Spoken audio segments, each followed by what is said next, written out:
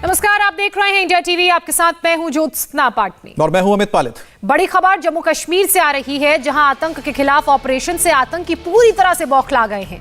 15 अगस्त से पहले कल आर्मी कैंप में घुसने की कोशिश आतंकियों द्वारा की गई और अब टारगेट किलिंग हुई है। देर रात करीब 12:30 बजे आतंकियों ने मोहम्मद अमरेज नाम के एक युवक की हत्या कर दी। मोहम्मद परवेज बिहार के मधेपुरा का रहने वाला था। आतंकियों ने बांदीपुरा में मोहम्मद परवेज पर फायरिंग की। मोहम्मद अमरेज को अस्पताल ले जाया गया, लेकिन इलाज के दौरान उसकी मौत हो गई। बीते 2 दिन में जम्मू कश्मीर में 2 बड़े ऑपरेशंस हुए हैं। इनमें 5 आतंकवादियों को ढेर किया गया है। इससे पहले एक आईईडी को भी नष्ट किया गया था। माना यह जा रहा है कि इसी से बौखलाकर आतंकवादियों ने मोहम्मद अमरेज की हत्या कर दी। तो लगातार 2 घटनाएं हुई हैं। इस वक्त आप तस्वीरें देख रहे हैं बांदीपुरा की, जहां पर मोहम्मद अमरेज की हत्या की गई है गोली मारकर। टारगेट किलिंग थी, क्योंकि ये प्रवासी मजदूर था और ये बिहार के मधेपुरा का रहने वाला था और उसे टारगेट करके हत्या कर दी गई है। और इसकी सबसे बड़ी वजह एक ही है, क्योंकि जिस तरह से आतंकियों के ऊपर लगातार एक्शन हुआ है और लगातार आपने देखा है कि जिस तरह से जो नागरिक थे, आम नागरिकों पर हमला हुआ था, जिस तरह से उनके ऊपर हमले हो रहे थे, तो उसको लेकर कुछ दिन पहले ही एक बड़े आतंकवादी को, राठेर को गिराया गया था, यानी कि ढेर किया गया था। उसके बाद ही देखिए एक और यहां पर टारगेटेड किलिंग की जाती है। तो साफ है कि बौखलाए हुए आतंकी इसी वजह से कायराना हरकत करते हैं। निहत्थे मजदूरों को ये टारगेट कर रहे हैं। और कल भी देखा गया था जिस तरह से राजौरी में जाकर आर्मी कैंप पर हमला हुआ था, उसे भी कहीं ना कहीं हम कह सकते हैं कि उनसे मंसूबों पर पानी फिर गया, जब वहां पर रिएक्शन में दोनों आतंकी मारे गए थे। हालांकि हमारे भी 4 जवान इसमें शहीद हो गए। 15 अगस्त से पहले बड़ी आतंकी साजिश को अंजाम देने की फिराक में ये आतंकवादी थे। जब इनके मंसूबों पर पानी फेर दिया गया, इनके सभी योजनाओं को विफल कर दिया गया, तो उसे बौखलाकर किस तरह से टारगेट किलिंग की, उसकी तस्वीरें। हम 12 बजे के बाद जो है ना, तकरीबन ये सो रहे थे हम भाई। तो 12:20 पे छोटा वाला भाई बोला फायरिंग हुआ, उठो।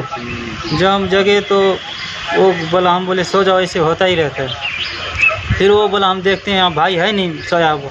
हम बोले बाथरूम गया होगा। जब वो गया तो जीने में देखा खून से लदबद है। फिर हमको आवाज़ दिया, फिर हम आए तो फिर उसको उठाए। फिर हम आर्मी को फ़ोन किए, फिर आया तो फिर वो हाजन ले गए। हाजन में 2 इंजेक्शन लगवाया, बोला श्रीनगर ले जाओ। श्रीनगर आते आते रास्ते में दम तोड़ दिया, फिर सुमल में लेकर आया। मोहम्मद तनवीर को आप सुन रहे थे। ये मोहम्मद अमरेज का भाई है, जिसको कल मौत के घाट, आपको बता दें आज मौत के घाट उतार दिया गया। बांदीपुरा का ये पूरा वाकया है जिसके बारे में हम आपको बता रहे हैं। दरअसल पहले फायरिंग की आवाज़ सुनाई दी गई।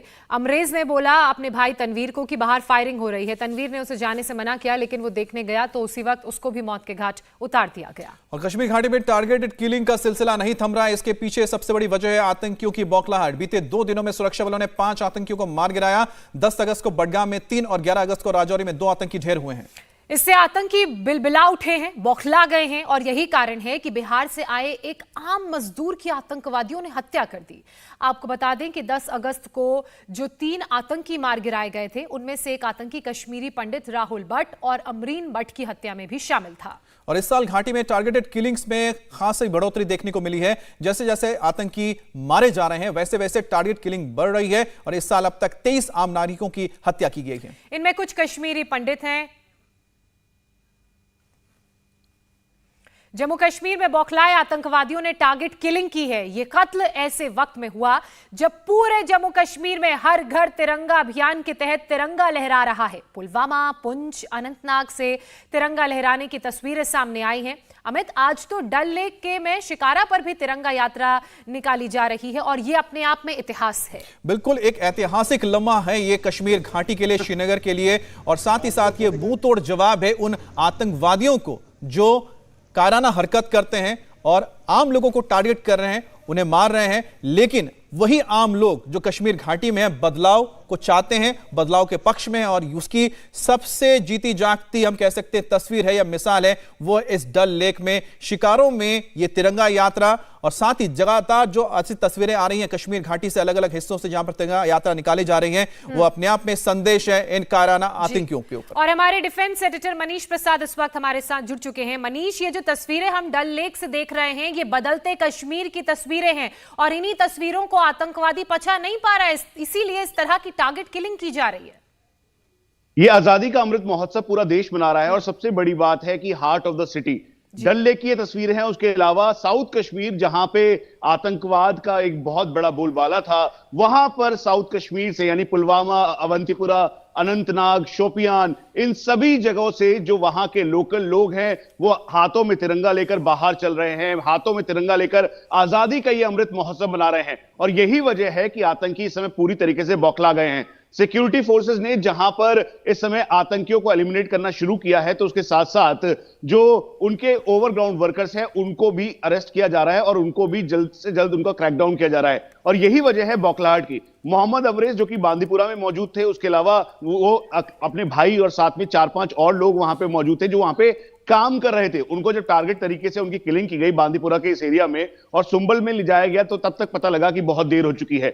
लेकिन जिस आतंकी ने ये किया है, सिक्योरिटी फोर्सेस ने उसको आइडेंटिफाई कर लिया है और अब पूरा उसके लिए कोऑर्डिनेट सर्च ऑपरेशन चला जा रहा है। अब ये आप समझिए कि लतीफ राथर जो कि राहुल भट्ट की हत्या में शामिल था, राहुल भट्ट को वो टेररिस्ट जो कि लतीफ राथर, उसको एलिमिनेट किया गया। उसके बाद से बौखलाहट साफ दिखने लगी।